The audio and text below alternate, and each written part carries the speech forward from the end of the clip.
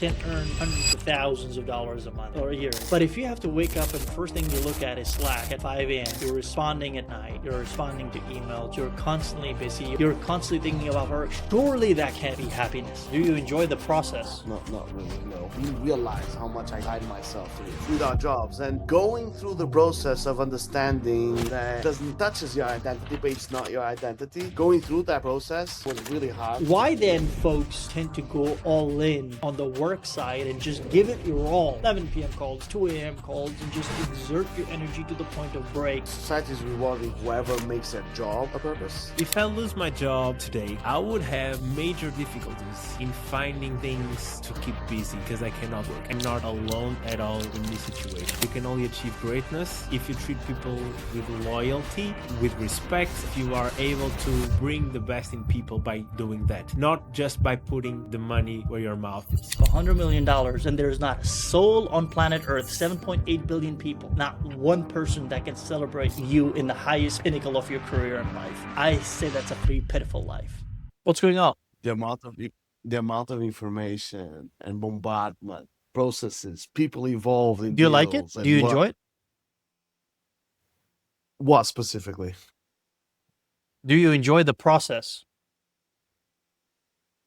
No, not really. No, I mean, I was hoping yes, but it Because I always satisfies my imagine you're the type of person which is like, give it to me and leave me and I will do it type of guy. Yes, and that's not how they work. And I would imagine, But I why? mean, it makes sense. I guess just it's the sheer size of the company. You get to a point where you can't. It's hard for you to not encapsulate and guardrail what people are doing. So you built it in such a way that I'm gonna teach you how to crawl, walk, and run, and jump. Even though you went through this recruitment process where I believe you have the capacity to do that. So now I'm going to walk you through it. And when it How becomes is that so profitable big, for a company of that size? how is that so I think you should look at the opposite way, which is how costly it is if people won't follow the procedures as you want them to do. So let's just say the sheer size Okay, of but I deals understand, but you're has not some- working at you're not working at Chernobyl, right? You know what I mean? Like, these things can be taught at the same time. Part of the advantages of AI is that you can learn on the go. Do you know what I mean? Oh yeah, no, I'm not talking about my role specifically. So because this is like a GTM bootcamp. So you have, BDRs, AEs, solution consultants and all that. And it's a whole suit. It's not product specific. So, they basically just show you how they approach deals and whatnot and how to do things. So just because we borderline touch that, that's why we're here. And so I would say 80% of the information is a nice to know thing, and 20% does matter to us. So, 80% is quite a lot. So you get to a point where, you okay, that's nice, but it's too much of nice. Yeah. I've never attended a felt boot that. camp before. Have Have you attended a boot camp? No, I haven't. Can't But I felt resonate with that it. I felt that as well. What you are saying, Gustavo. That's why I shared these things with you before, like simple stuff, simple tasks, like things that you would consider Yeah. like basically, because you went through the process, and of course, if you went through the process and you were selected, therefore, you would be able to perform. But they keep reminding you of that, and I agree with what you said. Like it's costly if they risk not to. I agree. Yeah, like the cost of not doing it far greater than having you go through a boot camp Yep. for a couple of weeks or a month or whatever and take you out to Vegas and and Yeah, like the show you investment around is and show you a good ridiculous. time so you can get pumped. But let's put it in a different perspective then. So the last 20 years, maybe in this industry, money was being poured towards developers and programmers, and you know fly them around, do everything, invest all the money there. And I guess right now, what's going on is with AI, that's where you're spending the money. So that's why we've been flown over. Uh, so I guess we will Yeah, enjoy that budget that is being spent on AI for the foreseeable future, yeah. short term at least. I mean, I'd argue that money is still being spent on developers right now. The newsline or headlines that are coming out, or OpenAI vying for like the top dogs in different companies that are coders, developers, and they're paying them millions of dollars. Like folks are making more than NBA players, for Christ's sakes, in one Yeah, signing. You know what I mean? So it's like, I don't think anything that's is going true. higher. But I think we're at a position where they maybe we're not in the firing stage yet. So I would say like you are not hiring as many as you were before, because people are just like, let's see Yeah, where we're going. But because you're increasing the productivity of people with AI, developers' productivity, I think like it also can lead companies to, okay, let's pump out as much software as we can, given that we have the human resources, and get them to use AI into their favor. And it's not, the impact is not there yet, at least on the human negative side of yeah. things. But yeah, I mean, have you seen what Jeff Have Bezos you? is doing? So he's Which one? Sorry, who's doing what? Jeff Bezos, Amazon's. Oh yeah, I heard he got married. Well, besides that, I mean, he's Again? acquiring, industries, manufacturing industries that are being impacted by Yeah. AI. So buying them at a discount, and Mhm. it's very, very interesting because it's going fast. Like they started this year or something like that. Acquired like maybe 15 companies already, and so If it's I imagine ever to be a billionaire, I would just retire. I would not spend a dollar on anything other than the fact that my enjoyment and pleasure. You know what I mean? Maybe I would do some stuff for charity. Why not? Portugal needs a lot of that. But I wouldn't I wouldn't be involved in world's affairs. Do you know what I mean? Am I thinking it wrong, or like what is it? Yeah, it depends on you, man. Like, do you ask yourself this question? Do you think that this is enjoyable for them? How would it be enjoyable if somebody's taking pictures of my crotch? You know what I mean? Okay. Like, Yeah. how could that ever be enjoyable? Every Botox injection you take, everything is there for them to review and comment on. And sure, they can say they're immune to that, but maybe this is me being a thousandaire that's just not immune to that kind of feedback. okay. Like let's do it I differently I then. agree with you. Like, If you were a billionaire, Yeah, you go go ahead. would ahead. Sorry. at least be afraid Mm. of losing that status to a degree. And given the world state, Why? the Okay, state of you Australia, lose status, dude. not You're a not the billionaire. status, You lose a but status the 20%. You're still got 800 million. yeah, It's yeah. not three But I don't commas. I don't mean it that way. I mean The I doors mean go it that way. Yeah, I mean it in a the doors relaxation type that of way. way. Like you can Yeah. like you never the game never ends. It's the game of life, right? So I Game guess never ends. Game never yeah. ends. So I guess to a degree, if you think that you're somehow being affected by some policy, war, or whatever, and you might believe you are capable of affecting it somehow to at least safeguard your life goals, or be it Yeah. comfort, be it safety. I think it's also that guy, what's his name, Gates, who put chips in us through COVID. Joke. Um, he also got a permit for a nuclear reactor. To I heard. So reactivate, I there's think. something going on. Okay, sure, whatever. But they're like, and he's buying farmland, and there's something going on in the billionaire class, whatever. They're obviously thinking a lot more future. I don't know how that impacts us, obviously, on the ground floor, but I think Jesus got it figured out, dude. Like, I don't know if you know their story. I think there was an interview from him from 1995, right after when the internet was popping up. The dude was at that time a billionaire. Like, he was a billionaire, multi-billionaire, right? And his office was constructed by just like planks of wood from the door. He just had that table made, and no fancy, no nothing. The dude put in work to get to where he is, and now he gets to have a yacht where the government of Netherlands has to get special permission to open up the bridge so his yacht can pass through. What a boss! Uh, he deserves all the good that comes to him, I guess. I don't know.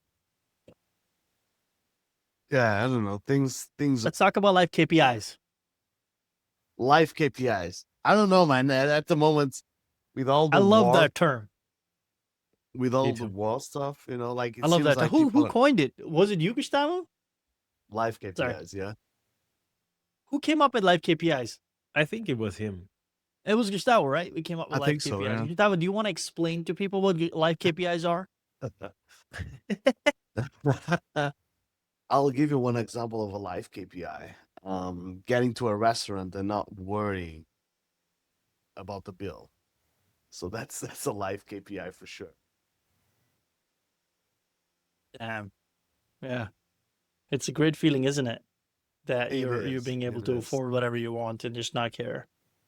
Yeah. Yes. Yeah. And Yeah, You know, I for me, heard. it's I heard this comedian saying that for him the definition of someone that is rich is that even if you make more money than today, that won't change anything about your life.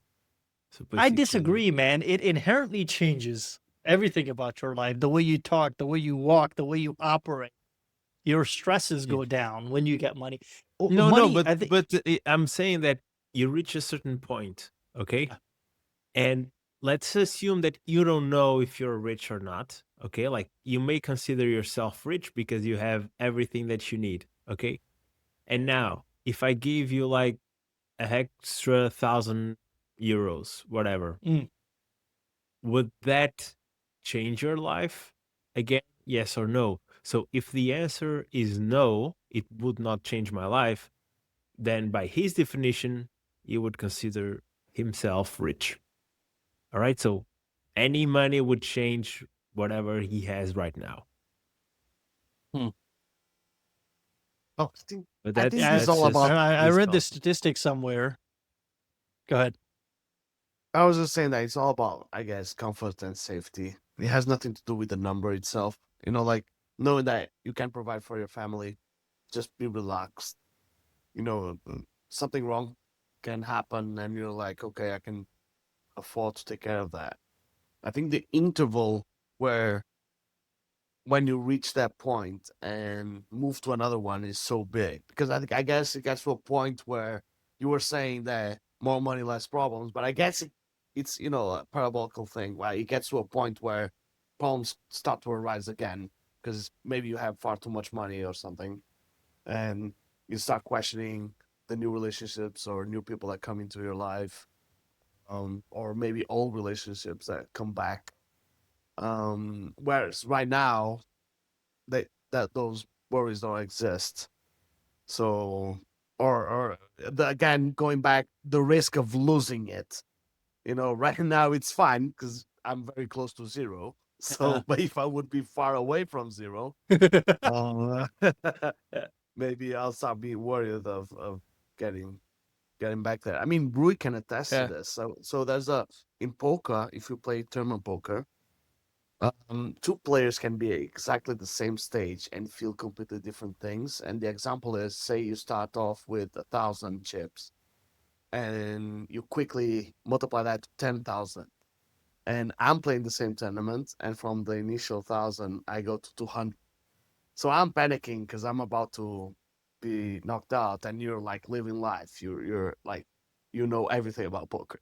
So all of a sudden, you get a bad beat and you are pulled back to say 2000, uh, and you're crazy mad about it because you just took a bad beat. Whereas I multiply my 200 to 2000, so now we have exactly the same stack. But I'm super excited because I just survived. I just went up. I'm on my way up, and if I meet you, if we cross paths, I'm more likely to crush you just because of how I'm feeling about it. And I think with life that happens as well. Like while you're going up, like life is good, this is amazing. Doesn't really matter how much money you don't have, right? So, but it Mm. becomes a problem if you go on the reverse direction, because now it's affecting you, your confidence, your ego, um, and and touching on something that we all went through, like we conflate our identity in our case with our jobs and whatnot, not so much with the Oh, money itself, but with our jobs. yes. And going through the process of understanding that it doesn't, it touches your identity, but it's not your identity. Going through that process, it was, at least for me, was really hard. I didn't realize how much I tied myself to it. And moving from A job very roles. harsh reality check comes your way Yes. if you do that. I think it's a slippery slope. One thing that I have not started yet, but I think that it helps with those trends.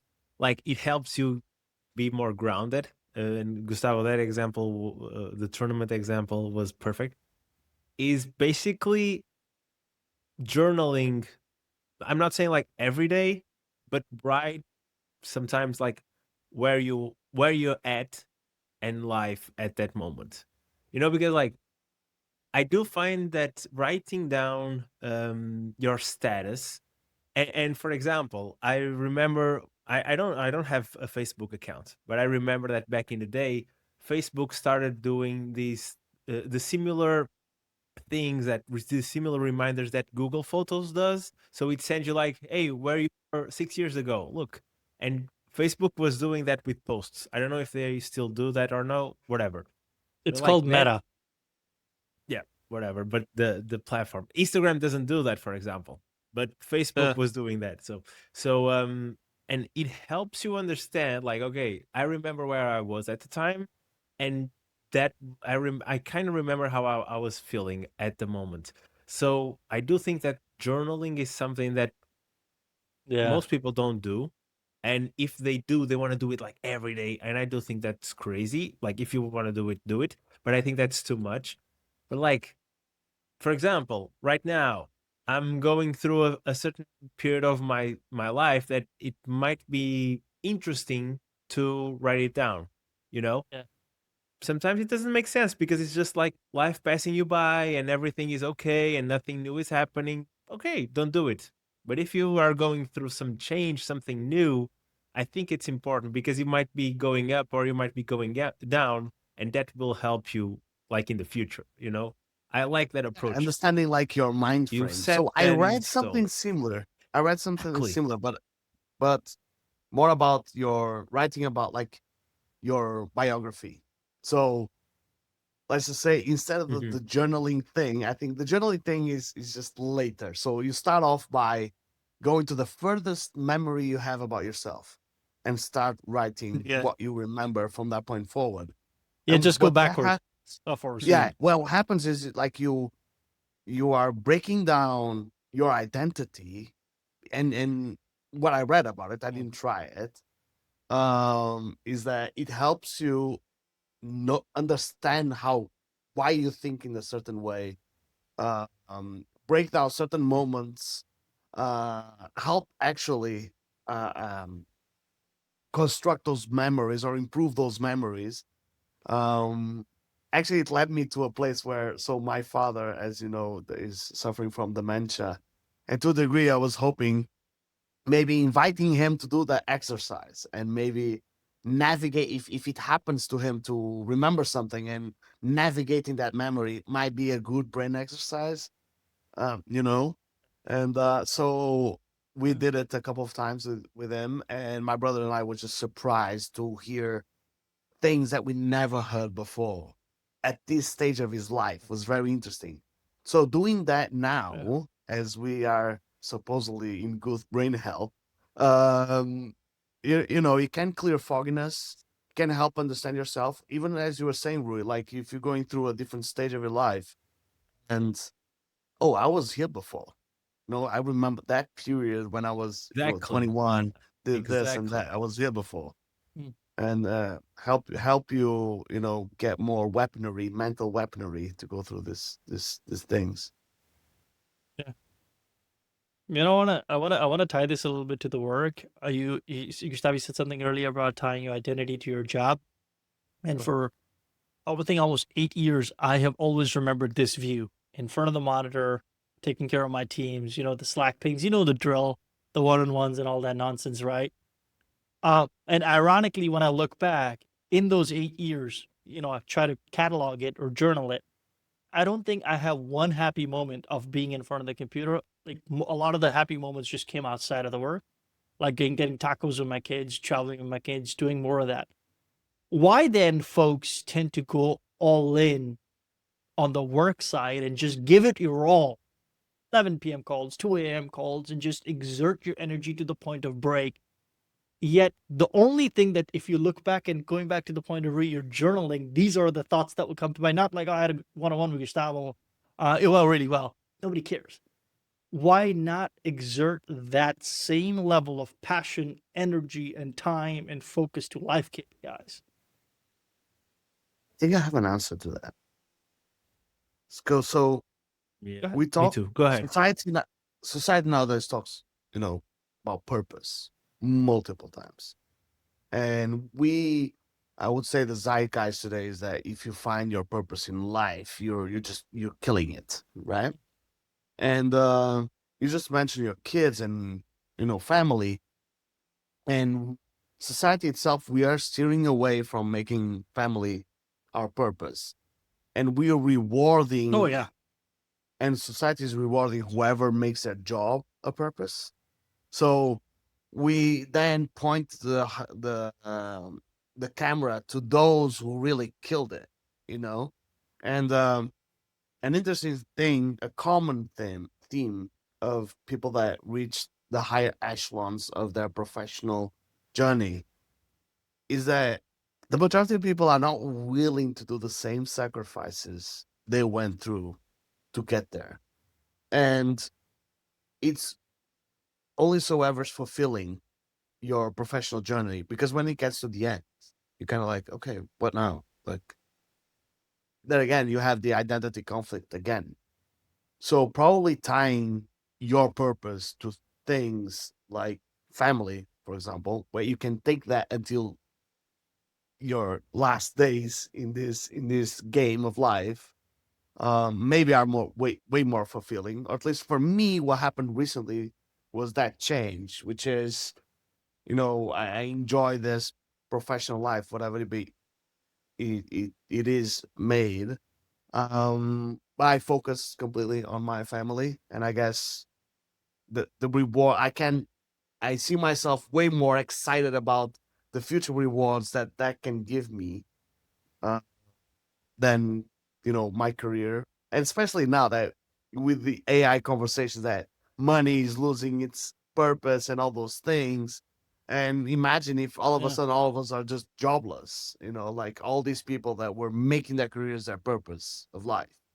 What now? Well, how will they refocus?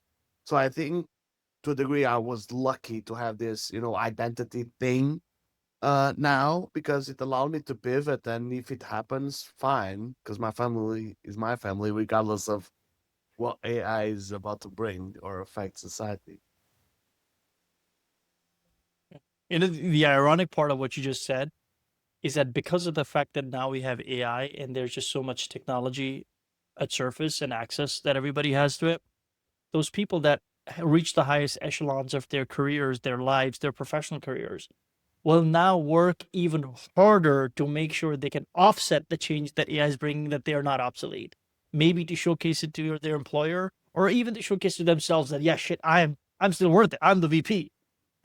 It is such a It is an odd cycle, and I don't understand it. I'm struggling to understand it, the phenomenon in which we're headed.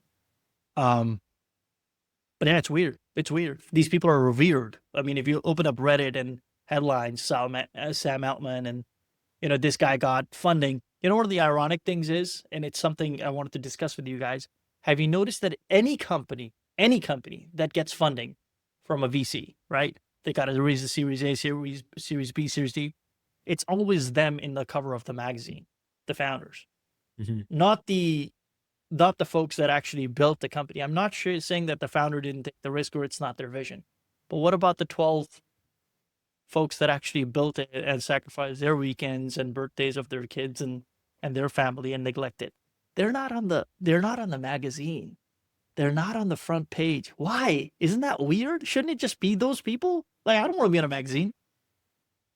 But yeah, man. Why But like, is clout boys bands, important? I mean, Rui, for example, just mentioned he doesn't have Facebook and whatnot. Like, people don't. We can value different things. I mean, I'm happy if you take the magazine cover as long as you give me some stake on it. That's fine. You can deal with the interviews. That's fine. Like it's again. I think we as a society are rewarding different things, and we're not really rewarding what brings the results, which is that journey you were mentioning, the collaboration.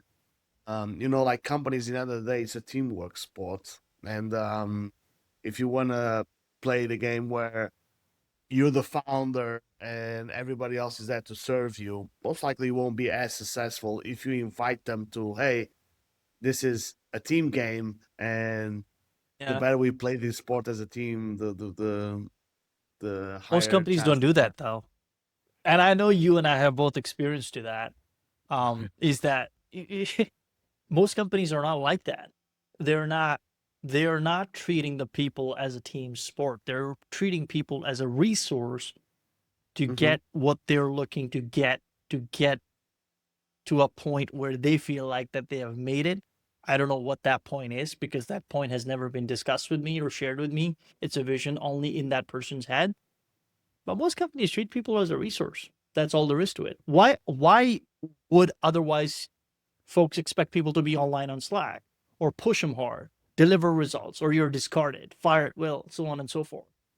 Because at the end of the day, you're a resource, right? So, like, it doesn't sit well with me. At one point, you want your team people to be able to help you get to a certain point, because it's a team sport. You're not going to do it alone.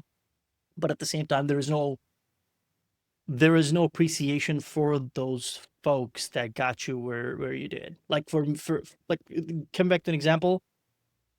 If I build a company and the hire number one got me to get to $10 million, that person, I think Steve Jobs said it in the movie, you have immunity.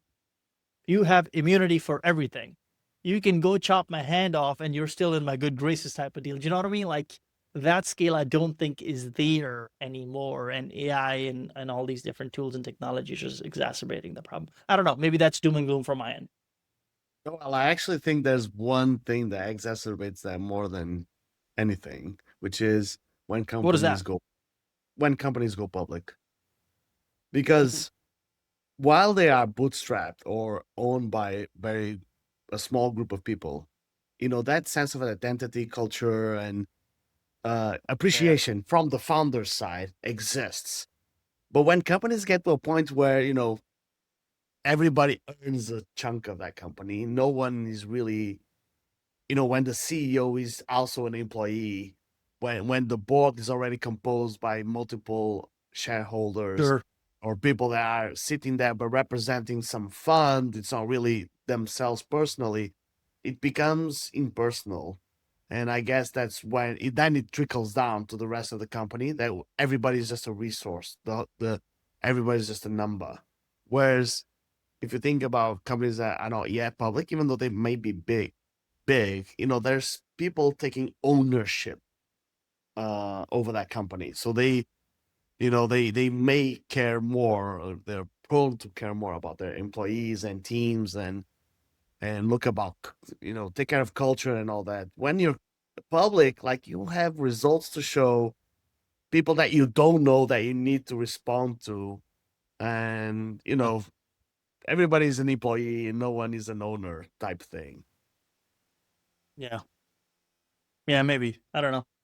I agree, but I would break it down even more. Like, I don't think it's just the fact that the companies are public. I think there are a lot of stages in any company's growth, and like, for example, when you start something, usually you start with this mindset of like, we're all in this together. This is a small boat. We all have to push forward, like you're part of A the row. project. Like, this is not just for me that I had the idea, it's also for you to, it's also your project as someone that I hired. And as companies grow, and as companies, like, let's face it, you cannot grow like within 2 or 3 years from 1 or 5 employees to 100 or 200 with just your product, without having some sort of investment, without having someone on top of you that is bringing the money and the infrastructure for you to grow. Most likely that would be like 1 out of billions. So you now are responding to someone, you now have to drive results. So things change. For example, Yeah.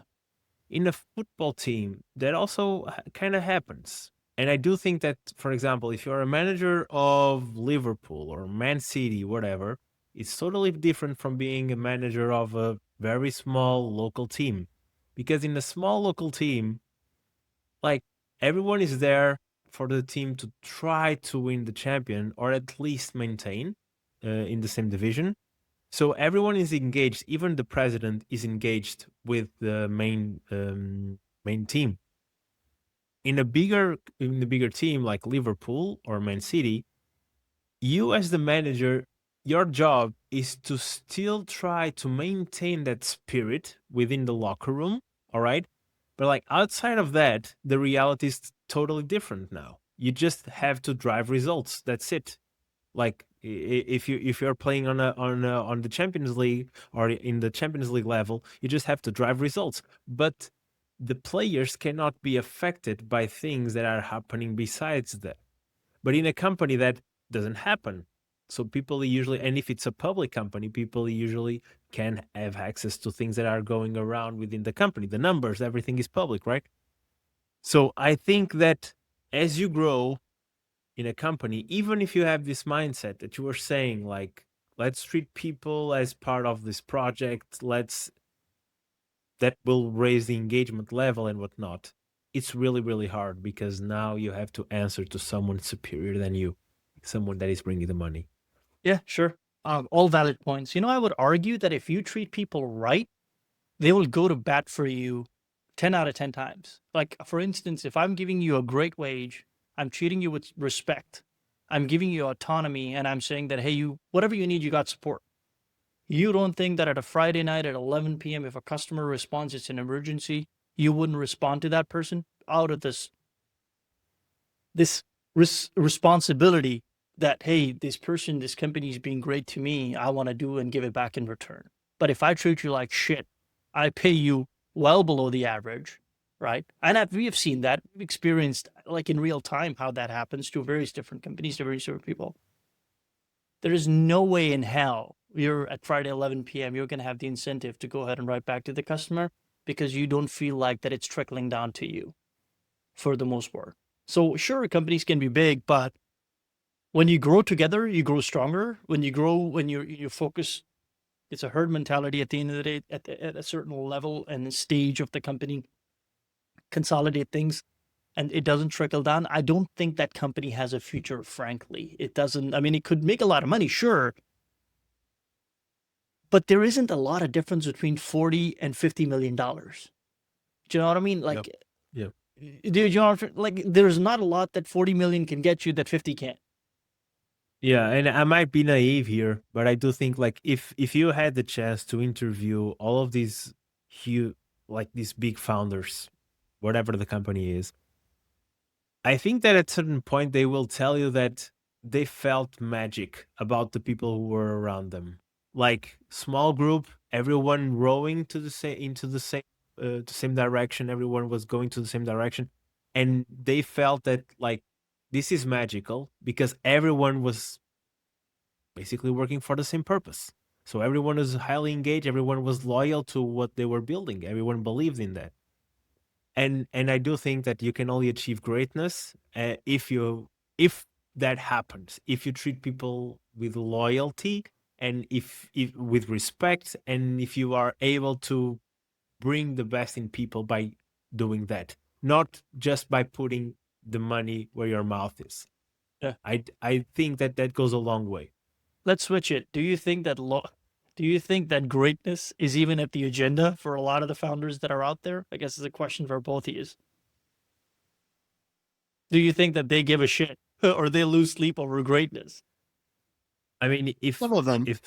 like greatness is a concept, like I mean, greatness is a concept that, like you said, we got a team, it's powering in the same direction, and we're kicking ass. Do you know what I mean? Like, that's sure great.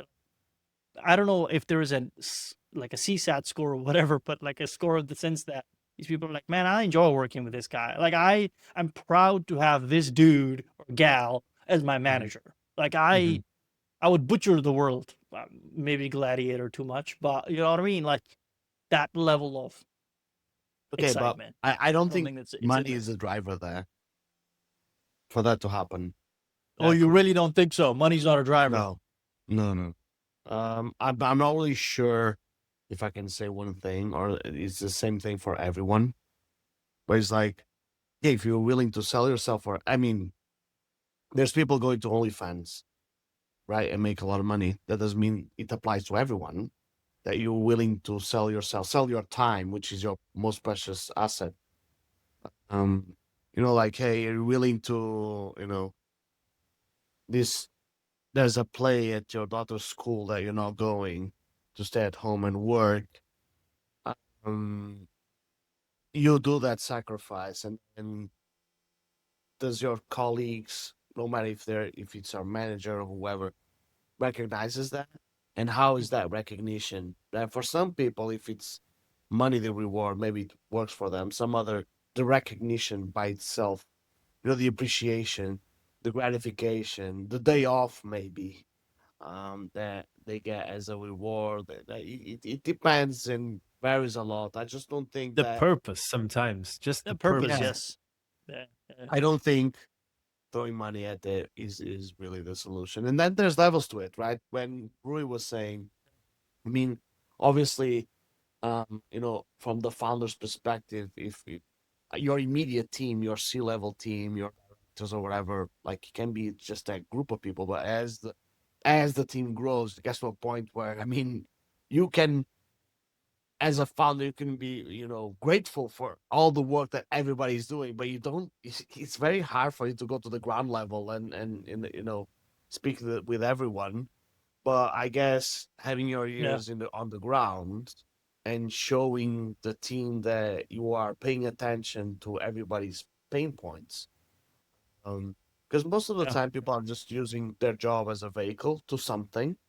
It doesn't need to be that purposeful, but I need a job, I need to pay my bills or whatever, which most of us are in. If the job allows that to happen and you can switch off, I think nowadays people value that way more than the extra 10-15% in their salaries. If they can just get to a Friday and leave. And then you could argue, then there's, Saeed who is at midnight if you need anything. But at what cost? And does the company really need that? So I guess, you can't serve everyone. And I believe that as we are as a society today, well, we're way more health conscious, family conscious, your time being more valuable than anything. If the company takes that approach and say, hey man, I hired you to 9 to 5, so at 5 just leave. Don't worry. If something catches fire, there's people here to take care of that. Or no one is gonna die with this fire. We can put it out tomorrow morning. Depending on the business, of course. But for example, and the team I'm working on today, it's like 6,500 people. I mean, if I'm not here, and there's systems to put out the fire, Yep. right? So I guess depending on the stage, what we're discussing here is more or less true, right? Depending on the stage. Because if we're starting off now a new project, obviously I would be happy. I'm not saying I'm expecting, but I would be happy if you're willing to sacrifice a little bit of yourself. And in return, I'm probably giving you a stake in the company because of that risk that you're willing to take with me. I want to reward you somehow. But if we go to a different level, maturity level, Oh, and don't I'm even get still down to the rewarding side. yeah, if I'm still expecting you to do that sacrifice, that probably means I structure the company wrong, you know, at a different maturity level.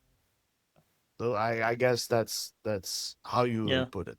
Depending on the stage, maybe I'm expecting that sacrifice, but later on, if that sacrifice is needed, then it's on me. I'm managing this poorly or structuring this correctly. You know, it's something I think about quite often, and I've experienced it. You can earn hundreds of thousands of dollars a month or a year, excuse me. But if you have to wake up and first thing you look at is Slack at 5 a.m., you're responding at night, you're responding to emails, you're constantly busy, you're missing your kid's recital at school or whatever, you're constantly thinking about work. Surely that can't be happiness. Surely no amount of money can make up for the fact that okay, you have hundreds of thousands of dollars at your disposal, yet you don't have enough time to spend it at all. I was talking to Rui about it the other day, or it was Rohit. I don't remember. But it was like you work all week only to go to a restaurant on Saturday at once with your family, and that's your escape. Surely the whatever you're earning is not. It's not gonna compensate for the fact that you're fucking stuck in front of your screen for X amount of hours every single day. Like surely that is not happiness.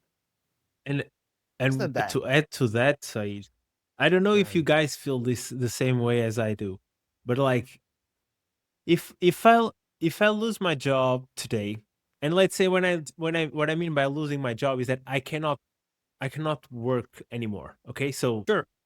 someone just told me like you cannot work. It's not even optional for you. We will pay you, and you will have to find whatever you want to do to spend your time on. Okay, I would have like major difficulties in finding things to keep busy as because I cannot work. And I really think that I'm not alone at all in this situation.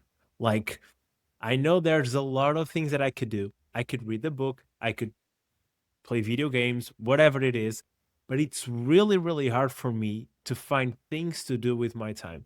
And like speaking about the universal basic income and work as optional and whatnot, that actually frightens me because like I do like to I like projects, okay? So I like things that can start and they can grow and eventually they can end, whatever. And I'm not good at hobbies. So like even if I'm whatever, playing guitar, all right, for half an hour, whatever. That half an hour is fine by me, but at the end of that time, I feel like, was this productive? And this is like incorporated in me. So it's really hard to step away from this feeling sometimes. And that is something that I'm going through right now. And I'm starting to learn how to deal with this because I have friends that they are like, dude, I'm the best at doing nothing. Like, I really actually enjoy doing nothing. And I'm like, maybe I'm not the best at doing nothing, and maybe I'm not the best at finding things to just spend time on. You're being too harsh on yourself. Yeah, I think It is so. what it I is. think Like so. it's something that it's imprinted in me. Like I do think that this can be obvious for someone to look at me and say, "Hey, come on, you can do whatever you want with your time." But it's not that easy. And I do think But that you a lot can't of be people. productive 100% of the time. That's just not possible. You need downtime in order to be able to be productive, right? I Like I actually would think that's argue. a So but I don't that know. hustling mentality is just not healthy to anyone.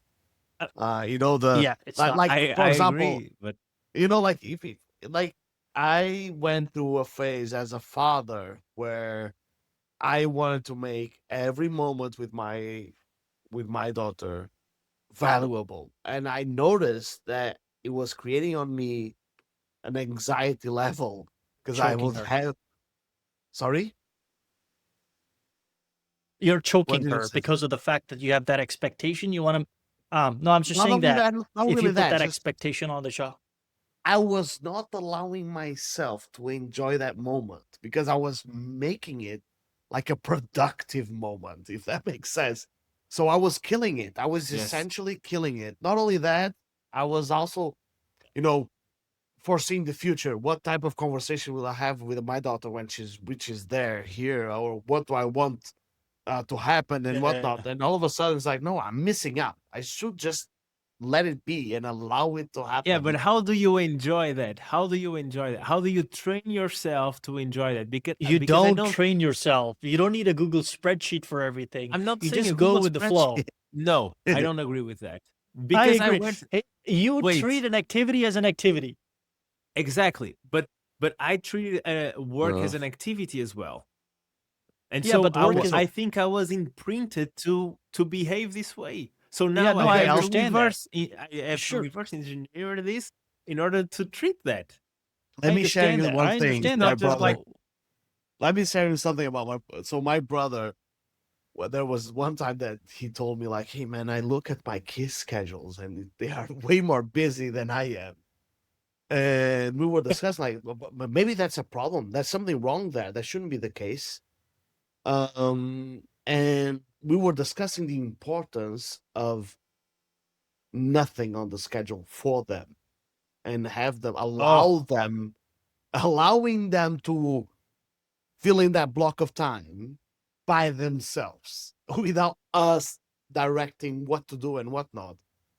And I think they further down the line they will not be in the place you're in now because if they get used to being told what to do all the time, like you're not allowing them to be creative or anything, and then when they get to adulthood, they'll be like, "No one is telling me what to do, so I don't know what to do now." eh, And life eh. doesn't have a exactly. meaning, and they, Yeah. I just think that you need to allow yourself to be in that place where, okay, I have nothing scheduled right now and I don't need to be earning money or But it's being hard, productive. man. It's I hard. know, Of course just it's hard, man. Life is hard, but yeah. you have to life it. You know what I mean? You live through it for Christ. I had kids when I was 22. Of course it's hard. Of course it is. I was a VP at 18. It's difficult. Nobody teaches you. I didn't have LLMs then. Do you know what I mean? Like Yeah, you yeah, just and only roll with the maybe punches. 8 flights in his life, not 300. Yeah, 736 came later, but you just roll with it. I enjoy my time with the kids in a simple way. It's not like, hey, we're gonna do this. It's my time with them. Let's just go. Let's go for ice cream. Let's just drive. Let's just fool around. I mean, the sun is out. Let's just let's wash our car or whatever. And and the problem is, and this is where I think people get wrong, even in relationships, here comes the advice. Because you want to maximize that time and make it good time, you're fucking up that opportunity to be a good time. I Absolutely. just take my wife out for dinner. I do it a lot. What are we doing? Having dinner. Oh, it's a very bougie restaurant. Side, you're not dressed. I'm always dressed as a homeless guy. But I'm just going there to have fun, enjoy, have a beer, have a meal. There's nothing more to it than that. There doesn't need to be a calendar invite. There doesn't need to be a tab on a spreadsheet. It is just a meal. We're enjoying. Whatever comes from it will come from it. Some of the best times that we have had, and we have traveled the globe together, we had no plan. We pick a spot, whatever rooftop bar. It has to be a rooftop bar. No agenda, no DJ, no nothing. Guys are looking at us like people can't pay bills. But some of the best memories were made there because there was just not a plat or plan to follow. Here's the Was thing it though, wasted time? No. observation about those moments. We would always spend some time talking about work, and we were genuinely Sure. genuinely concerned about optimizing work and all those things. So we're basically working without being paid those moments. Go ahead, it's just cycling back to what we discussed before. And my question is, I would imagine argue that differently. I would argue different. I would say, and I would argue that because of work, we had the opportunity to do what we did and be the debaucherous self that we were. You know what I mean? Like that's because of that work we were able to have that But to opportunity. So I degree, look at it in that angle. but that has to do with the way you, Saeed, are as a leader and how you allow people to engage with you, work wise, and we ended up Sure. fostering this relationship because of that. So it has to do, like, it's not something that happens, just out of nowhere. You have to allow that to exist Organically. Yeah. Yeah. I would argue though, but Can I I was share saying, something with you guys? go ahead. But I was just wanted to No, say go that ahead. imagine No, as a leader, as a founder, knowing that you have team members enjoying themselves, but discussing work and whatnot, you will be happy out, I would say. Like they're that moment, and being concerned yeah. as you are as a founder, because you go to bed thinking about your own things. Uh, um, and you can't switch off. It's not the option is not there. And all of a sudden you realize, oh, they are actually living this, Yeah. looking from the same lens that I want them to look from. And I would say big companies try Yeah. to get the new hires in that place, and it's just hard to, Yeah. for you to put them there. They either go them by themselves or it's not gonna happen. Yeah. There's two things I want to share. One is obviously from my experience, and one is my mother used to tell me the story of a guy in Vietnam. It's 11 a.m. and he's on his boat, sun is shining, and he's sleeping. He's taking a nap on his boat. And the guy comes in from the US and he's like, hey, can you take me across the river? He says, I'm sleeping, dude. Like, I'm off. I don't work. I'm a fisherman. He says, dude, it's 11 a.m. You should be working. He says, no, I'm resting. I already got up in the morning. I caught fish enough to feed my family, and that's it. He said, no, but let me give you a plan, because he was a hedge fund manager or whatever. He says, here's what you do. You get up, you work, you catch more fish, you go sell it in the market. You go every day, work 6 a.m. or 5 a.m. all the way to 4 p.m. You get excess fish, you sell it to the market. From that extra money, you buy yourself another boat, you hire more people, you catch more fish, you sell it to supermarkets, you buy trucks, you make an organization out of it, a business out of it. Then you expand it and you expand it and you expand it. Within 15 to 20 years, you will have enough money to do whatever you want. And the guy goes, the fisherman, to do what I want is having a nap at 11 a.m., which I'm currently doing right now. So you're telling me I need to bust my ass off. No guarantee that I will live that long, but I will work myself to the grave, obviously, because it's a business I have to run, to do the exact same thing that I'm doing at this particular moment in time. Your definition of success and money is strange. You know what I mean? Yeah. But that's how I don't know. It's stuck with me. I think that's the problem with the Western world, and we're getting ourselves to aim at probably the wrong things, right? Like, job is just an occupation that you spend time on most of your lifetime, or a lot of people spend most of their lifetime, and all of a sudden they're like, oh, no, it's more important your personal time. And then, okay, but how will I survive? And Rui was saying that, well, let's just say that we go to the world where we don't need to work. And what happens now? And it's hard for us to comprehend that world, just because we were born in a time where, people would say, here's the blueprint of life. And that world we're discussing is just completely out of that blueprint. And maybe there's a certain comfort level of having the blueprint, but it's also fascinating when you allow yourself not to have one and just let life happen. Yeah. Let life happen. I mean, in that kind of world, we would obviously not survive, considering to play guitar, he's going to feel guilty after it. The future of his is doomed. Can this go in my tab as productive work? Man, the time now I tracking have world to changed work you. on that. You see, now I have to work on that. This is what happens when you work for a company, that you have to track your time, which is productive versus unproductive. It messes with the wiring in your brain. Yes. Do you have the need to flicker your mouse every now and then? Because I still not anymore.